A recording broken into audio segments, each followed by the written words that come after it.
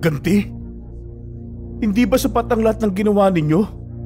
Sinira niyo na ang buhay namin. Sinira?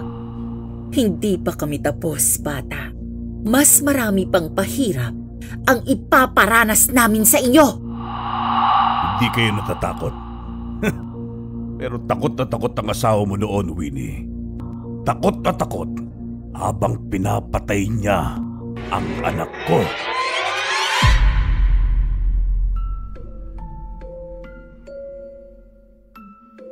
Sa isang maliit ngunit maaliwalas na bahay sa isang baryo, nakahanda ang simpleng hapunan sa hapag.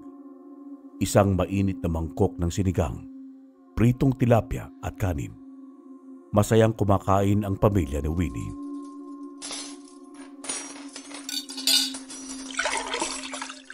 Tay, tingnan mo. Ang laki ng halaman na tinanim natin. Ayusin mo muna ang pagkain mo, anak. Pero oo, nakita ko yung kanina. Lumalaki na ang tanim natin. Nakakatuwa kasi ang bilis lang. Aba, parang may balak ang gawing gubat ang bakuran natin Dapat mga gulay ang itanim ninyo para naman pakinabangan natin. Ay, masarap mabuhay sa tahimik at luntiang lugar. Malay mo isang araw, lahat ng mga anak natin may sarili ng puno rito. Gusto ko pong maging kagaya ni nanay paglaki ko para makatulong din sa mga buntis. Naku, seryoso ka ba dyan, anak? Ang hirap ng trabaho ko, hindi ito biro. Opo, gusto ko pong tumulong sa mga nanay at mga sanggol. Ang sarap kaya makarinig ng iyak ng sanggol. Napangiti si Winnie habang hinahaplos ang buhok ng anak. Sa kabila ng simpleng pamumuhay, busog sila sa saya at pagmamahal. Wala silang kamalay-malay sa panganib na paparating. Hating gabi ng mga oras na yun, tahimik ang buong baryo. Tanging huni ng mga kuliglig at lagaslas ng hangin ang maririnig. Sa loob ng bahay, mahimbing na natutulog si Marco, samantalang si Winnie ay naalimpungatan sa kakaiba niyang naramdaman na para bang may nakatingin sa kanila mula sa malayo. Dahan-dahang bumangon si Winnie, pinagmasdan ang paligid. Lumakas ang kaluskos sa labas, para bang may naglalakad sa mga tuyong dahon. Marco, may tao yata sa labas. Gumising ka riyan. Kinakabahan ako. Puro pusa lang yun. Huwag mo nalang pansinin. Sandaling sumilip si Marco sa bintana, pero wala siyang nakitang tao. Tahimik pa rin ang paligid. Baka hangin lang yan. Matulog ka na, mahal. Guni-guni mo lang yan Babalik na sana sa kama si Winnie nang biglang may narinig siyang isang malakas na kalabog na yumanig sa kanilang pinto. Nay! Tay, ano yun? Natatakot po ako. Huwag kang matakot, anak. Nandito kami ng tatay mo. Sino yan? Lumabas ka dyan! Magpakita ka sa akin! Maya-maya, biglang nagkaroon ng maliliit na gasgas sa kahoy na pinto nila. Parang kinakalmot-kalmot ito ng matatalas na kuko. Isa pang malakas na hampas ang muli nilang narinig at sa ikatlong beses, bumukas ang kanilang pintuan. Sa liwanag ng buwan, tumambad ang dalawang anino, sina Kaloy at Carla. Ang kanilang mga matay maningning na pula at ang bibig ni Carla ay may bahid ng dugo. Tila may kinain bago pumunta sa bahay nila Winnie.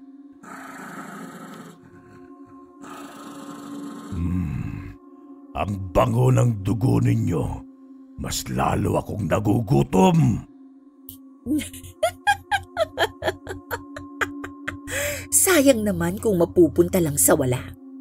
Kumilos na tayo at lantakan ang kanilang katawan. Napalunok si Marco. Alam niyang hindi ordinaryong tao ang kanyang kaharap. Hinawakan niya ang itak ng mahigpit, pero ramdam niya ang bigat ng hangin sa paligid na tila may nagpapabigat sa kanyang katawan. Lumayas kayo rito! Hindi kayo magtatagumpay sa inyong gusto! Bakit? Hindi mo ba gustong sumama sa pamilya mo sa kabilang buhay? Sa isang iglap, sumugod si Kaloy kay Marco. Hindi man lang niya nagamit ang itak. Isang mabilis na saksak ng matatalas na kuko sa kanyang leeg ang ginawa ni Kaloy at sumirit ang dugo sa sahig. Napasigaw si Winnie nang bumagsak ang asawa niya. Nangingisay at bumubulwak ang dugo mula sa leeg. Marco! Anong ginawa niyo sa asawa ko? Hindi na alam ni Winnie ang kanyang gagawin. Samantalang si Grace naman ay nanginginig dahil sa takot. Napapaatras siya sa dingding, ngunit bago pa siya makatakbo, hinablot siya ni Carla at hinila palapit sa kanya. Nay! Nay, tulungan mo ako! Ayoko ba bang mamatay? Ang tamis ng dugo ng bata. Hindi na ako makapaghintay na tikman ang iyong dugo. Akmang kakagatin na sana ni Carla si Grace nang mabilis siyang itinulak ni Winnie. Grace! Tumakbo ka na! Hingal na hingal si Winnie. Nanginginig at halos hindi makagalaw. Ang dugo ng kanyang asawa ay nasa kanyang mga kamay, umaagos sa kanyang palad. Agad naman na sinunod ni Grace ang sinabi ng kanyang ina. Mabilis na tumakbo palayo doon si Grace at hindi lumingon. Nagsimula naman na manginig si Winnie, hindi dahil sa takot, kundi sa galit. Ngunit bago pa siya makakilos, lumapit si Kaloy, hinablot siya sa buhok at inumpog ang kanyang ulo sa pader. Ilang sandali ang lumipas. Nagising si Winnie at nangihina. Malagkit ang kanyang katawan dahil sa dugo. Hindi lang dugo ng kanyang asawa, kundi galing din sa sarili niya. Sa kabila ng nararamdaman, gumapang siya papunta sa patay na katawan ni Marco at hinawakan yon ng mahigpit. Mahal, sana'y nakatakas si Grace. Diyos ko, gabayan mo ang aking anak. Dahan-dahang bumuhos ang luha sa mukha ni Winnie. Nanginginig ang kanyang kamay. Dahan-dahan niyang isinara ang mga mata ng kanyang asawa. Sa kabila ng sakit, pinilit niya ang sarili na makatayo. Wala nang ibang natira sa kanya. Wala na ang kanilang tahanan. Wala nang pamilya. Pero sinabi ni Winnie sa kanyang sarili, hindi siya pwedeng mamatay ng ganoon lang. Hindi pa yon ang oras niya dahil may dapat pang managot. Habang lumalabas siya sa bahay, isang pangako ang bumuo sa kanyang isipan. Hahanapin ko kayo at ipadarama ko sa inyo ang sakit na mawala ng mahal sa buhay. Madilim na ang paligid nang tuluyang lisanin ni Winnie ang kanilang tahanan. Sa likod niya, isang wasak at dugo ang nakaraan. Hindi siya lumingon. Hindi siya pwedeng lumingon dahil kung gagawin niya yon, baka bumigay siya. Diyos ko! Anak ko! Nasaan ka? Wala siyang direksyon. Wala siyang plano. Ang tanging nasa isip niya ay hanapin si Grace. Sa loob ng 10 taon, naglakbay si Winnie mula sa isang baryo patungo sa isa pa. Nagtatanong, umaasang may makakapagsabi kung nasaan ang anak niya. Pero sa bawat sagot ng mga taong hindi kilala, lalo lang siyang nawawalan ng pag-asa. Hanggang sa isang araw, natutunan niyang hindi sapat ang paghahanap. Naisip niyang kailangan niyang lumaban. Kung gusto mong lumaban sa mga katulad nila, hindi sapat ang tapang. Kailangan mong matutunan ang lumang karunungan. Ano ang dapat kong gawin? Sa loob ng maraming taon, inaral ni Winnie ang lihim na karunungan ng mga albularyo. Gumigising siya ng madaling araw para magsanay. Minsan, maghapon siyang nagbabasa ng lumang libro. Minsan naman, buong gabi siyang nagmemeditasyon sa ilalim ng puno ng balete. Ang kapangyarihang ito ay hindi para sa paghihiganti. Kung gagamitin mo ito sa maling paraan, ikaw rin ang masisira. Hindi ako naghihiganti. Gusto ko lang makuha ang anak ko. Isang araw, natagpuan ni Winnie ang sarili sa isang bagong baryo. Tahimik, payapa. Halos hindi mo isiping may panganib sa lugar na ito. Pero ang katawan niya, hindi sanay sa kapayapaan. Hanggang kailan ako maghahanap? Sa kabila ng lahat, hindi siya sumuko. At sa baryong ito, may isang lalaking madalas pumasok sa kanyang bakuran. Isang lalaking hindi niya kilala. Hoy! Anong ginagawa mo sa puno ko? Ay, pasensya na po. Ikukuha lang sana ako ng mangga para sa misis ko. At sino namang nagsabing libre ang mangga ko? Ang misis ko po kasi naglilihi. Hanap ng mangga. Buntis ang asawa mo? Opo, 6 na buwan na. Buntis? Ay, pasensya na po kung naistorbo ko kayo. Huling beses ko na po ito. Ay, kunin mo na yung mangga para sa asawa mo. Naku, salamat po ha.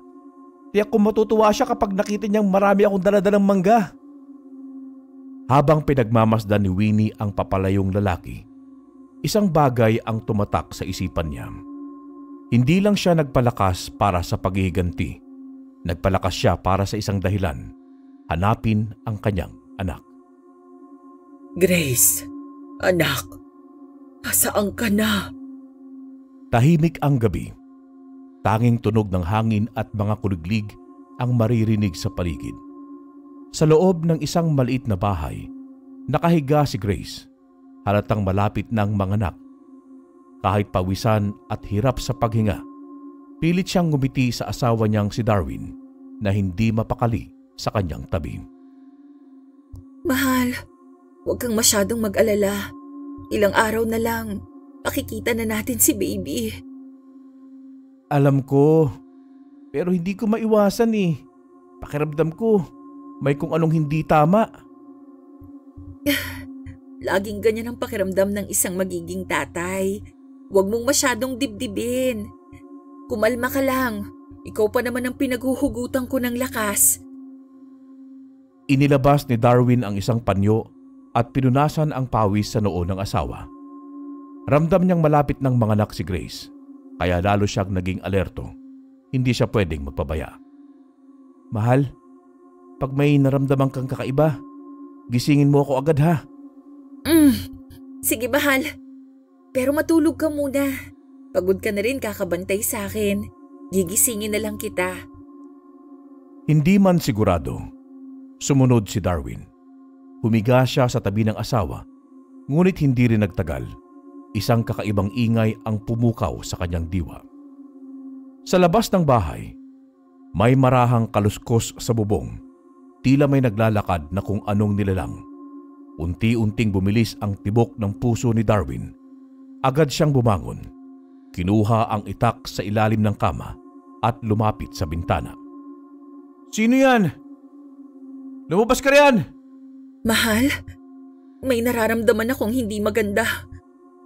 Bago pa siya makasagot, biglang bumagsak ang isang mabigat na bagay sa bubong. Napaigtad si Grace at isang matinis na tunog ang pumuno sa hangin. Tila halinghing ng isang gutom na hayop. Darwin! May nakatingin sa akin! Natatakot ako! Agad na lumabas si Darwin. Tangan ang itak. Dinala siya ng kanyang mga paa sa likod ng bahay, kung saan nakita niya ang isang matangkad na anino na nakadapa sa bubungan. Ang mahabang daliri nito'y nakadikit sa dingding, tila isang malaking gagamba. Ang mga mata nito'y pula at kumikinang sa dilim. Lintik kang halimaw ka! Layuan mo ang asawa ko! Harapin mo ako at papatayin kita! Nang bumagsak ito sa lupa, mas naging malinaw kay Darwin ang itsura ng nilalang. Payat, mahaba ang kamay, at puno ng sugat ang balat. May mahaba itong dila na unti-unting lumalawit habang ngumungoy-ngoy. Ang bago ng dugo ng asawa mo. Masarap. Lalo na yung bata sa sinapupunan niya. Amoy lang kang hinog. Hindi na nagdalawang isip si Darwin. Sumugod siya gamit ang itak at buong lakas na humataw. Sapol sa balikat ang aswang. Napangiwi ang nilalang. Umatungal sa sakit. Ngunit hindi ito bumagsak. Bagkus, mabilis itong tumakbong palayo. Tila hindi alintana ang sugat. Bumalik ka rito, hayop ka! Pupugutan kita ng ulo! Ngunit mabilis na nawala ang aswang sa kakahuyan. Hindi na ito hinabol ni Darwin. Mas mahalaga ang kanyang asawa. Mabilis siyang bumalik sa loob ng bahay at nakita niyang nanlalata si Grace. Hingal at halatang namumutla. Mahal, parang lalabas na siya. Manganganak na ako.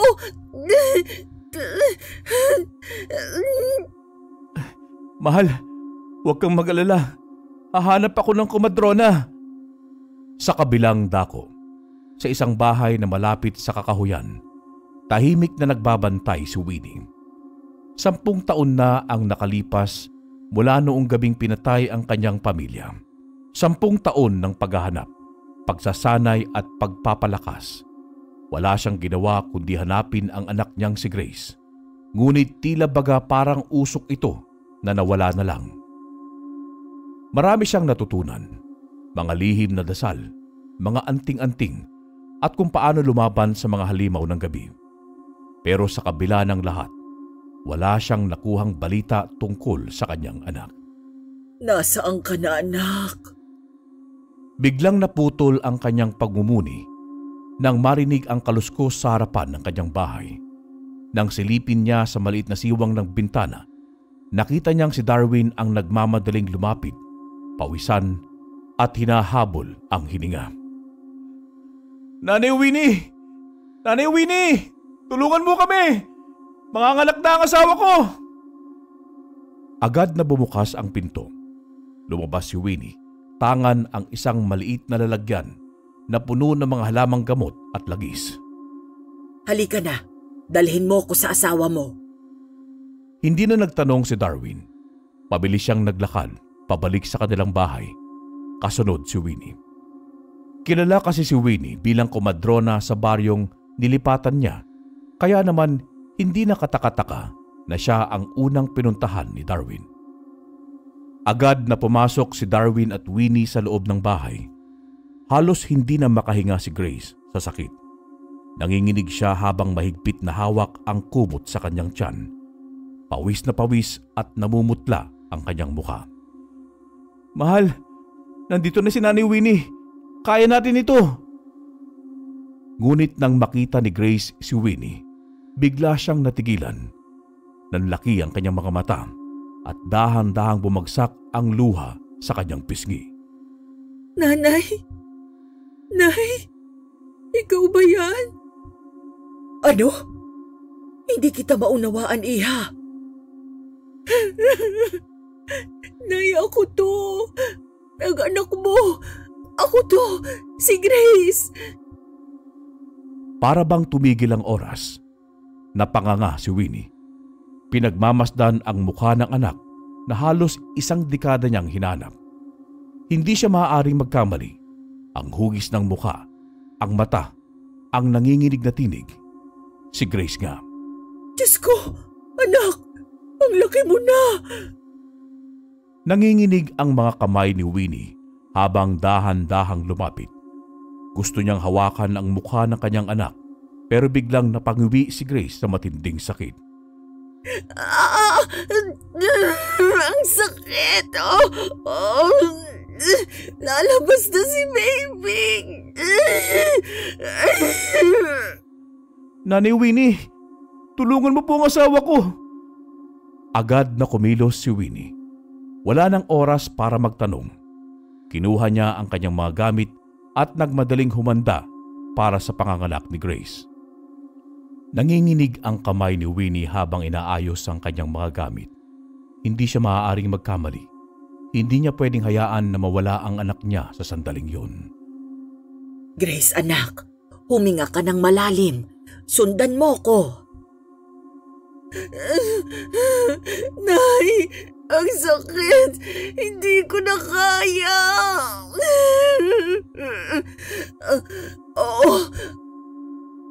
Mahal, kaya mo ito. Hawak ko lang ang kamay mo, ha? Nanginginig si Grace. Iniisip niya ang sinabi ng kanyang ina.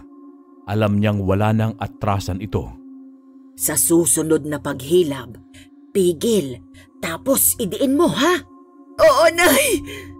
Ilang sandali pa, napuno ng iyak ng isang sanggol ang loob ng bahay. Agad na kinuha ni Winnie ang maliit na bata. Mabilis na binalot sa kumot at inilapit kay Grace. Anak, eto na ang supling mo. Nay, salamat po. Napahagulgol si Winnie. Hindi niya na napigilan ng sarili. Ipinatong niya ang kamay sa pisngi ng anak niya at tuluyan nang bumigay sa damdamin. Diyos ko, anak, buhay ka. Akala ko'y wala ka na. Nakaligtas ako, Nay. Napulot ako ng magulang ni Darwin. Sila ang nagpalaki sa akin hanggang sa lumaki ako at nagkatuluyan kami ni Darwin. Hindi mapigilan ni Winnie ang kanyang mga luha.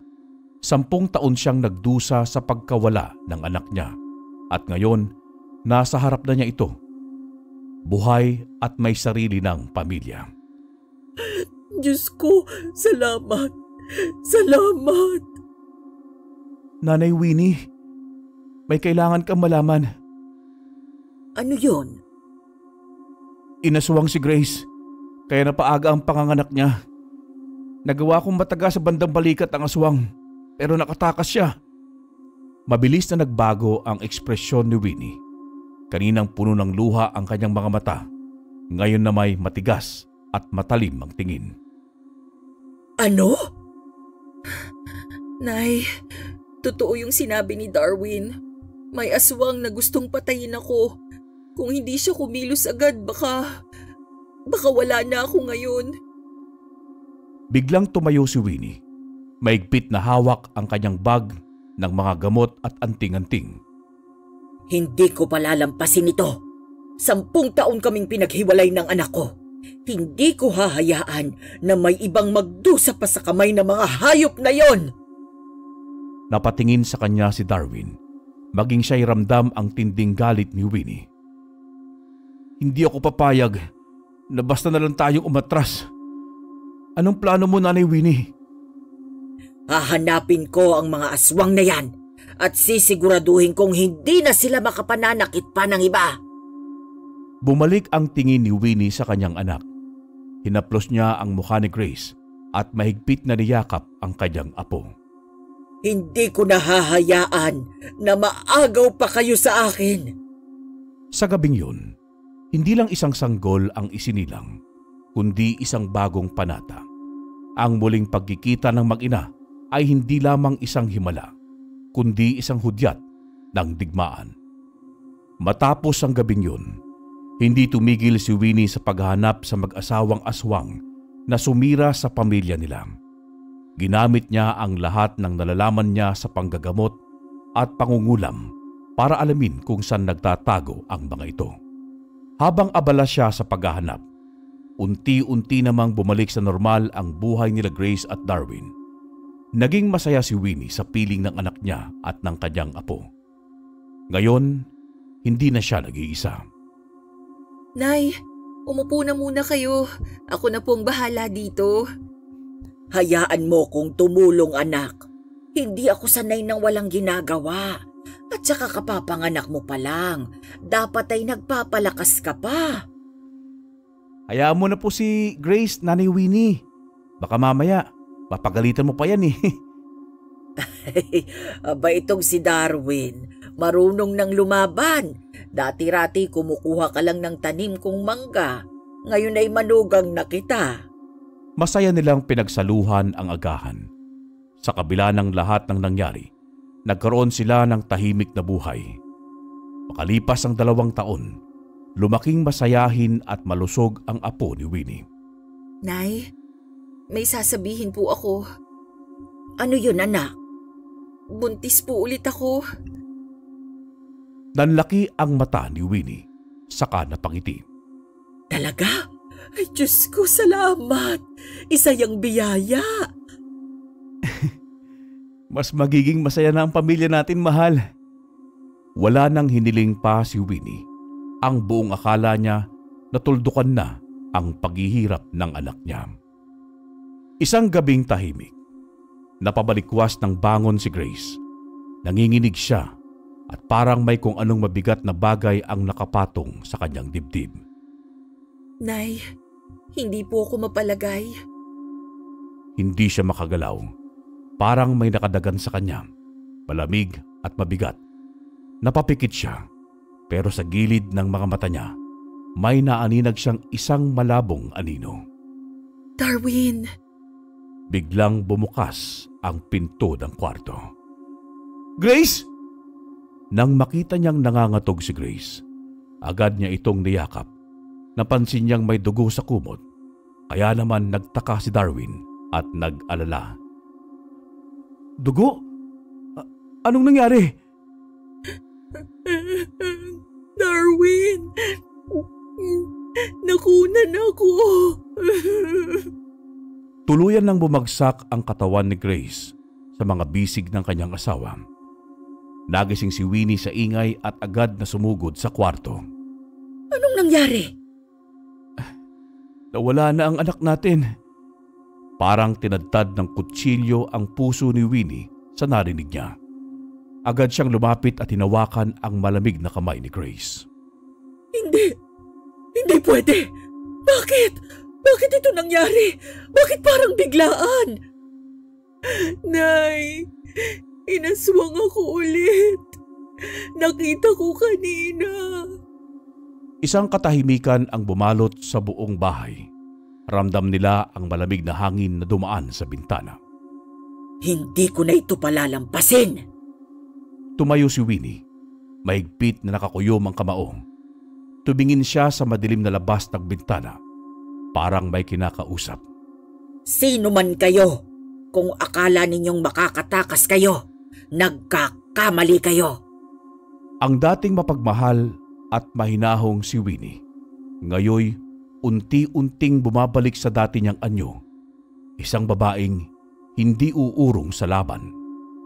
Hahanapin ko kayo at sisiguraduhin kong ako ang magiging bangungot ninyo. Sa gabing yun, hindi na si Winnie ang dating inaapi. Hindi lang siya isang ina o isang lola. Siya ngayon ay isang mandirigma, handang tapusin ang sumpang bumabalot sa kanyang pamilya. Sa isang masukal na bahagi ng kagubatan, nakatayo ang isang lumang kubo. Sa loob nito, may 2 nilalang na may mababangis na mata, sina Kaloy at Carla, ang mag-asawang aswang.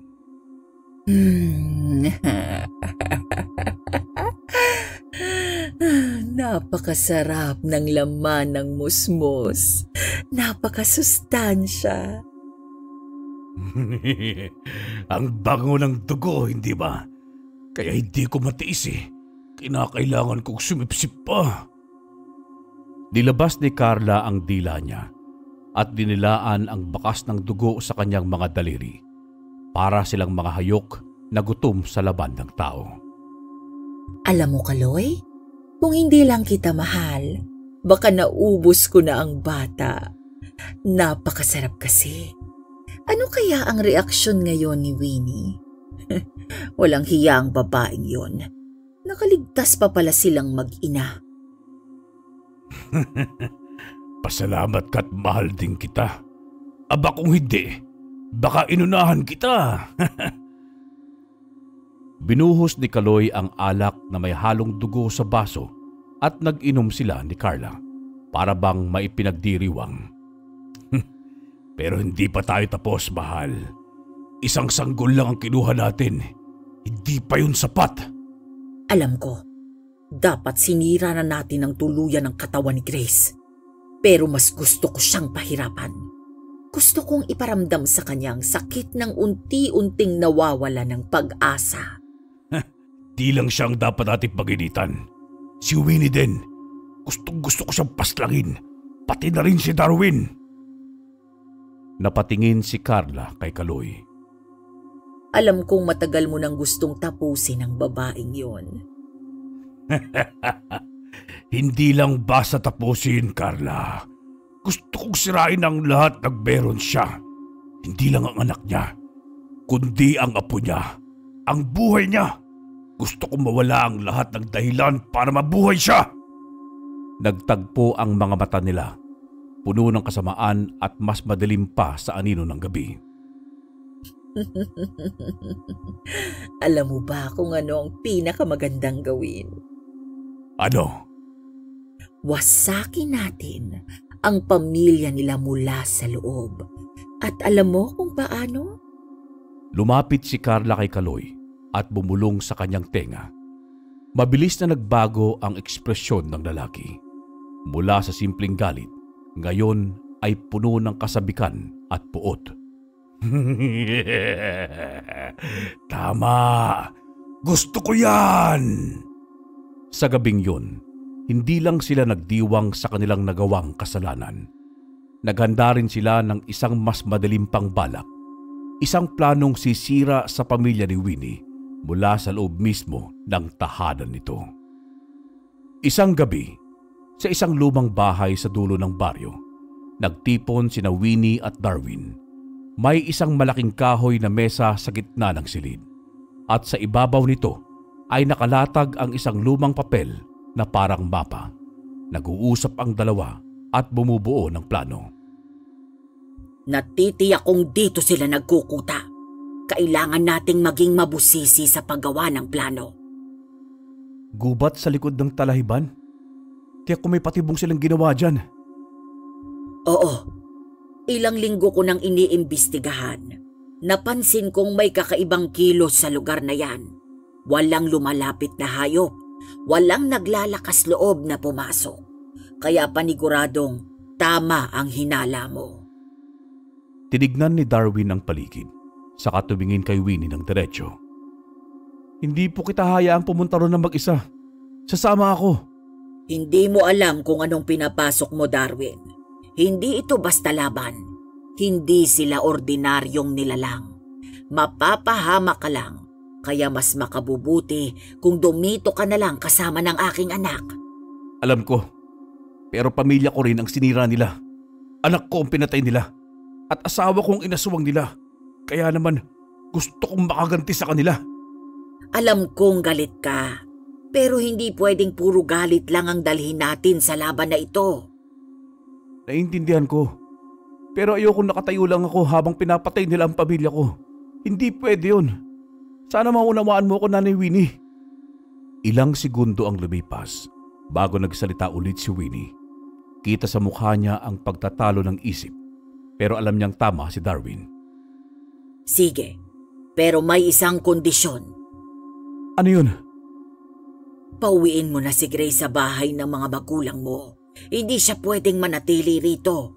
Mas delikado kung nandito siya. Sige, gagawin ko.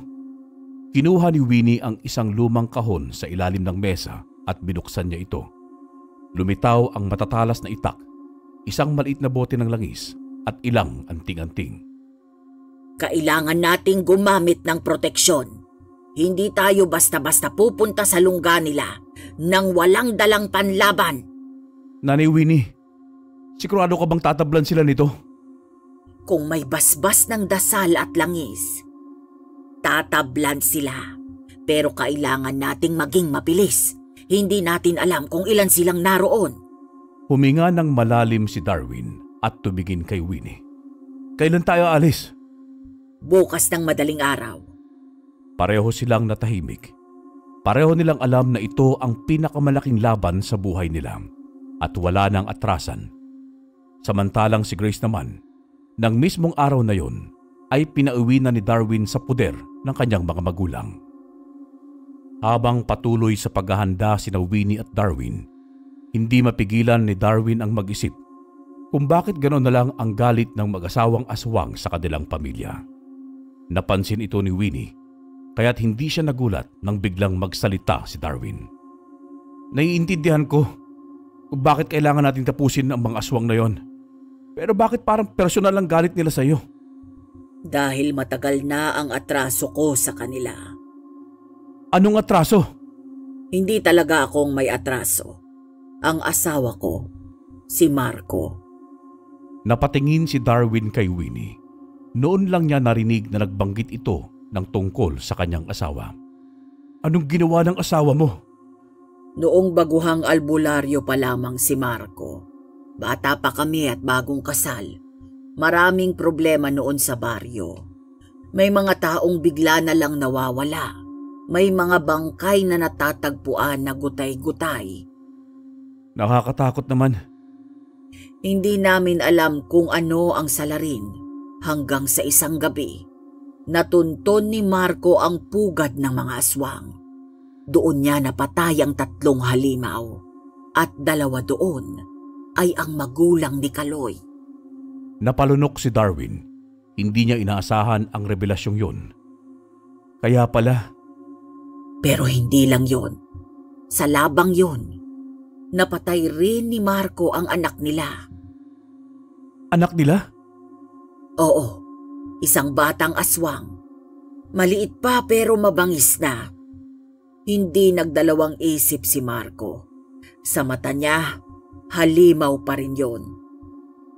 Ilang saglit ng katahimikan ang bumalot sa kanila.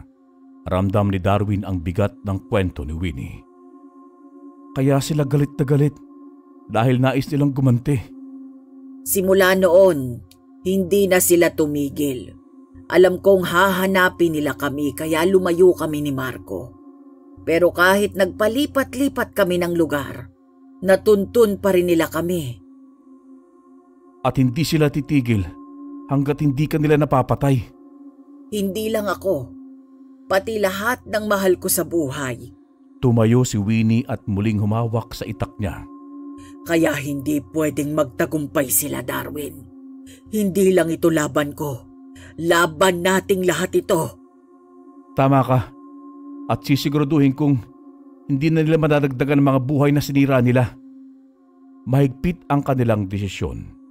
Sa gabing yun, hindi lang paghahanda para sa laban ang ginawa nila. Naghanda rin sila sa posibleng bangungot na matagal nang bumabalot sa buhay nila. Isang gabing madilim at walang buwan. Tahimik ang paligid maliban sa mahihinang kaluskos sa labas ng bahay ni Winnie at Darwin. Pakiramdam ni Winnie, hindi na sila ang mga ngahas na lumusob dahil ang mga aswang mismo ang nagdesisyong dalawin sila. Isang malakas na katok ang yumanig sa tahimik nilang tahanan. Parehong napahawak sa kanilang mga itak sina Winnie at Darwin. Nandito na sila. Mukhang hindi nila tayo nahintay na magtungo sa kanilang kuta. Huwag kang magpapakita ng takot. Yan ang gusto nila. Ipakita mo ang iyong galit upang masindak sila. Dahan-dahang lumapit si Winnie sa pinto. Nang buksan niya ito, tumambad sa kanila ang mga mukhang hindi nila kailanman malilimutan. Si Kaloy at si Carla, ang mag-asawang aswang na matagal na nilang kinakatakutan. Nababa! Mukhang alam na ninyo kung bakit kami nandito. Handang-handa kayo ah! Matagal na nating hinihintay ito. Hindi ba, Winnie? Sa wakas, muli tayong nagkaharap. Huwag na kayong magpaligoy-ligoy. Anong gusto ninyo? Alam na alam mo ang gusto namin, Winnie. Ganti! Ganti? Hindi ba sapat ang lahat ng ginawa ninyo? Sinira nyo na ang buhay namin! Sira? Hindi pa kami tapos, bata. Mas marami pang pahirap ang ipaparanas namin sa inyo. Hindi kami natatakot sa inyo. Hindi kayo natatakot? Pero takot na asawa mo noon, Winnie. Takot na takot habang pinapatay niya ang anak ko. Natahimik si Winnie. Hindi niya may tatanggi ang kasalanan ng kanyang yumaong asawa, pero hindi yun nangangahulugang papayag siyang maging biktimang muli. Alam ko ang ginawa ni Marco, pero alam ko rin kung bakit niya yun ginawa. Lahat ng ginawa niya para protektahan ang iba dahil sa likas kayong masama. Protektahan? Anong protektahan? Pinatay niya ang walang laban naming anak. Hindi mo alam kung anong sakit ang dinanas namin. Alam mo bang wala kaming ibang ginawa kung hindi ang magdusa sa pagkawala nila? At paano naman kami? Hindi ba't kayo rin ang sumira sa buhay namin? Kayo ang dahilan kung bakit nawari ang mag-ina ko ng 10 taon. Kayo ang dahilan kung bakit nakulan si Grace. Hindi ba't kayong tunay na halimaw dito? Halimaw? Anong akala mo sa sarili mo, Darwin? Mataas ang tingin mo dahil sa dugo mong tao? Huwag kang magmalinis. Hindi ito tungkol sa pagiging tao o aswang. Tungkol ito sa paghihiganti na wala ng katapusan. Napatingin si Carla kay Winnie. Kita sa mukha nito ang matinding hinanakit. Wala ng katapusan? Hindi kailanman matatapos to, Winnie. Hindi! Habang buhay pa kayo't humihinga! Kaya narito kami para tuldukan ng lahat. Sa isang iglap, nagdilim ang paningin ni Winnie at Darwin. Biglang lumundag si Kaloy. Hawak ang matutulis niyang kuko. Pero maagap si Darwin. Naiwasan niya ito at agad na hinugot ang kanyang itak. Nagbanggaan ang mga sandata. Ramdam ang bigat ng bawat galaw. Sa gilid naman, si Carla at si Winnie nagsusukatan ng titig na puno ng galit. Hindi ako papayag na muli mong kunin ang mahal ko. Tingnan natin, Winnie. Tingnan natin kung hanggang saan ang tapang mo. Sa gabing yun, sa ilalim ng madilim na langit, nagsimula ang isang laban na matagal nang iniiwasan. Mabilis ang mga sumunod na pangyayari. Sa isang iglap, lumundag si Kaloy kay Darwin. Ang matutulis niyang kuko, nakahandang sumugat. Si Carla, hindi rin nagpatalo. Mabilis niyang sinunggaban si Winnie mula sa gilid. Nanay Winnie! Kaya ko ito. Huwag mo kong alalahanin. Sa gitna ng dilim, nagpalitan ng atake ang magkabilang panig. Mabilis si Kaloy. Isang malakas na hampas ng kanyang matulis na kuko ang sumapol sa braso ni Darwin. Napasigaw siya sa sakit pero hindi siya umatras. Sa halip, sinubukan niyang tagain si Kaloy gamit ang itak. Mahina! Akala mo ba madali mo kung tatabaan? Subukan mo lang lumapit ulit! Si Winnie, sa kabilang banda, ay nakikipagbuno kay Carla. Mabilis ang kilos ng aswang. Isang sipa sa tiyan ang nagpabagsak kay Winnie sa lupa. Hayop ka! Matanda ka na, Winnie. Wala ka ng laban sa amin. Hindi sumagot si Winnie. Bagkus, hinigpitan niya ang hawak sa itak at biglang lumusob. Hindi inasahan ni Carla ang bilis ng matanda. Isang mabilis na hiwa sa balikat nito ang nagbigay sa kanya ng dahilan para umatras. Ah! Hayop ka! Papaslangin kita! Pero hindi pa tapos si Carla. Sa isang iglap, tinamaan niya ng matalim niyang kuko ang tagiliran ni Winnie. Ah! Hindi to pwede! Lalaban ako! Nanay Winnie! Nakita ni Darwin ang duguang si Winnie. Nag-alab ang galit sa kanyang dibdib. Muli siyang lumusob kay Kaloy, pero mabilis itong umiwas. Sa isang iglap, napalibutan sila ng dilim. Isang nakakapanindig balahibong enerhiya ang bumalot sa paligid.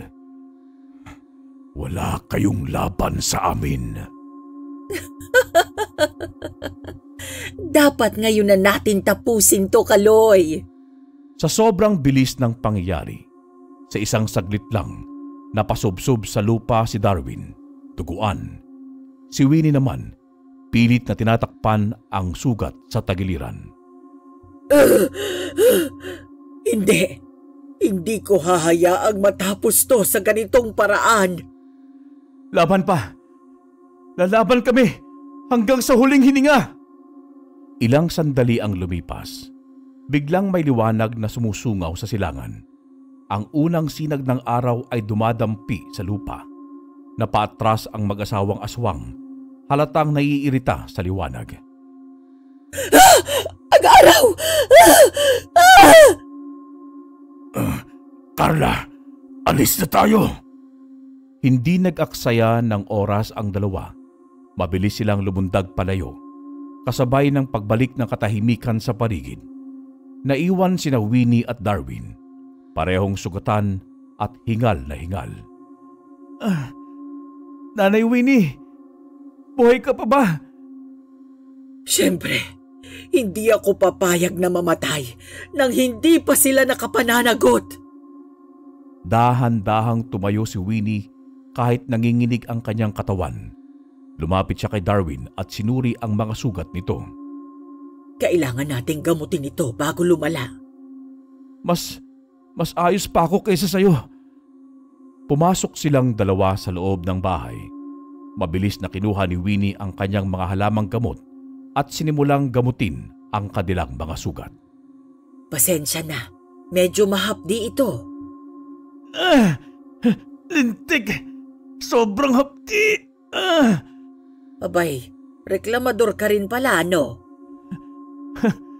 Ikaw kaya sugatan, tapos lagyan ng gamot na parang apoy sa balat. Ilang saglit pa, parehong tahimik na lang silang nagpapahinga. Sa isip nila, alam nilang hindi pa tapos ang laban, pero ngayon, kailangan muna nilang maghanda. 3 araw ang lumipas. Kahit mahina pa ang katawan nila Winnie at Darwin, hindi sila nag-aksaya ng oras. Sa gabing yun, walang alinlangan silang sumugod sa kuta ng mag-asawang aswang. Hindi na nila iniisip kung sila man ay matalo o mamatay. Basta't siguradong hindi na makakaligtas sina Kaloy at Carla. Sigurado ka ba dito, Winnie? Hindi pa tayo lubusang magaling Wala nang ibang pagkakataon. Habang mahina pa sila dahil sa araw, ngayon natin sila dapat tapusin. Sige, wala nang atrasan to. Dahan-dahan nilang nilapitan ang lumang bahay sa gitna ng kakahuyan. Puno ng mga ugat at lumot ang paligid nito at sa loob, rinig nila ang mahihinang ungol ng 2 halimaw. Naririnig mo? Oo, parang may sugat pa sila. Walang babala, biglang sinipa ni Darwin ang pinto. Walang iya! Wala kayong takot. Walang pag-aalinlangan. Lumundag si Carla patungo kay Darwin, pero mabilis siyang nakaiwas. Sinunggaban naman ni Winnie si Kaloy at isang malakas na hiwa ang tumama sa dibdib nito. Hayop kayo! Hindi nagpatinag si Carla gamit ang matatalim niyang kuko. Sinubukan niyang sugatan si Winnie pero agad siyang umatras. Ngayon na, Nanay Winnie! Sa isang iglap, hinagis ni Winnie ang isang bote ng dinikdik na bawang sa mukha ni Carla. Papatayin ko kayo! Napaatras ang aswang, hawak ang nagliliyab niyang muka sa hapdi. Sasabog ang mga bituka ninyo! Tumama ang matalim na kuko ni Kaloy sa balikat ni Darwin, dahilan para mapaatras ito. Pero bago pa siya tuluyang masugatan pa, mabilis siyang sumipa, tinamaan ang sikmura ng aswang. Anong sabi mo? Hindi kita kakayanin, ha? Lintik ka, Darwin! Sa gilid, si Winnie ay patuloy na nakikipagbuno kay Carla.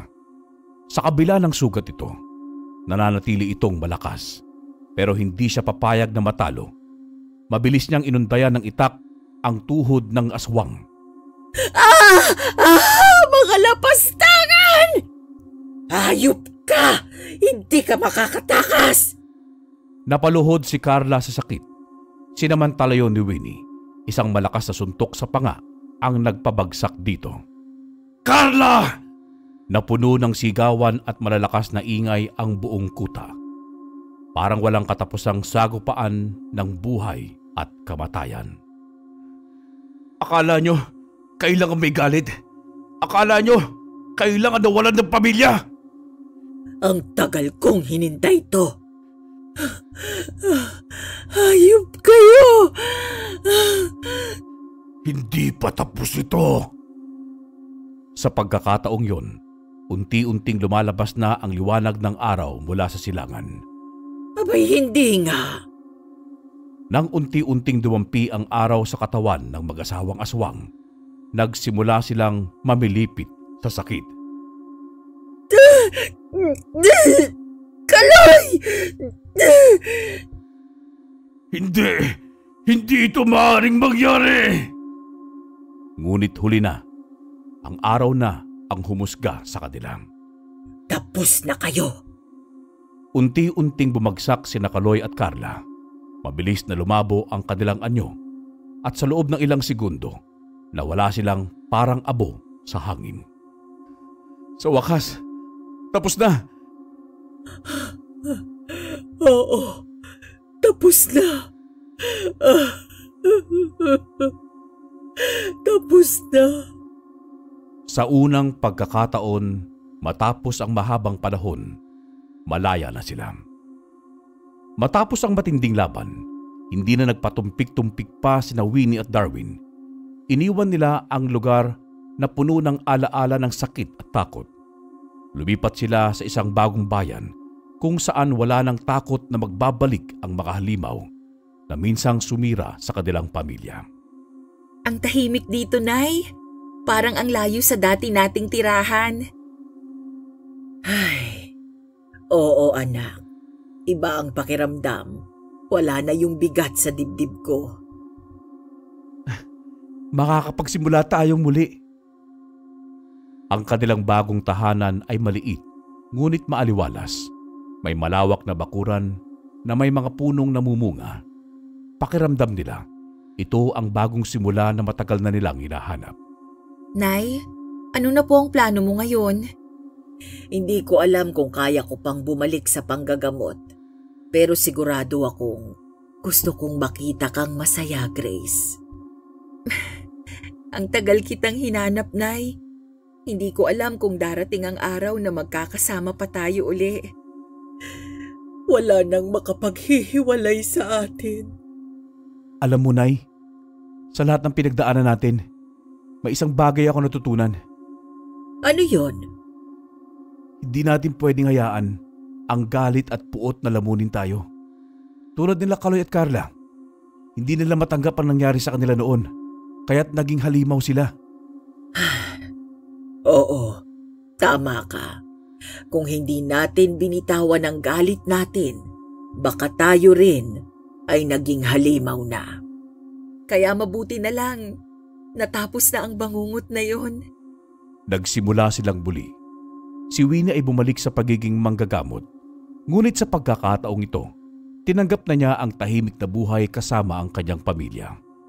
Si Grace at Darwin naman ay bumuo ng mas maayos at ligtas na tahanan para sa kanilang anak. Ang kwentong ito ay nagtuturo ng isang mahalagang aral. Ang paghihiganti ay hindi kailanman nagdudulot ng tunay na kapayapaan. Sa huli, ang pagpapatawad at pagpapatuloy ng buhay ang tunay na tagumpay.